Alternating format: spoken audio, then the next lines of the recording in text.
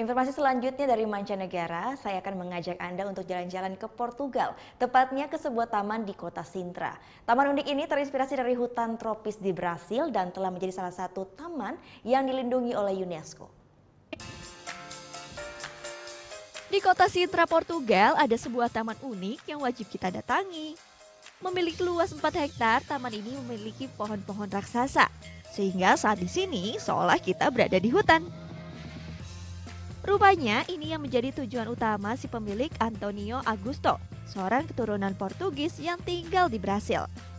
Terbiasa dengan suasana tropis negeri Samba, ia pun membangun taman dengan istana yang diberi nama Palacio da Regaleira. Berjalan-jalan di taman luas ini kita akan terkagum-kagum karena banyak tempat dan bangunan unik yang membuat kita serasa di negeri dongeng. Misalnya sumur Inisiatori. Sumur dengan kedalaman kurang lebih 30 meter ini dibuat untuk mengekspresikan simbol hidup dan mati, surga dan neraka. Masuk ke dalam sumur melalui tangga berputar dianggap sebagai perjalanan spiritual. Di dasar sumur dengan air hijau kita bisa melihat batu-batu loncatan merupakan simbol esok trip. Banyak pengunjung yang memilih tidak turun loh karena merasa takut. Di sini ada banyak istana kecil, tapi ada salah satu yang wajib didatangi yaitu kediaman si pemilik Antonio. Walaupun hanya sebagian kecil yang dibuka untuk umum, namun kita bisa melihat isi dari rumah Antonio. Tempat ini memang cocok untuk wisata keluarga.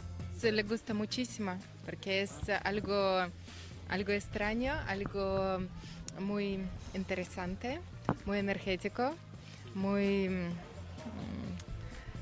interesante. Sí. Taman ini dibuka untuk umum dengan harga tiket masuk 4 dan 6 euro.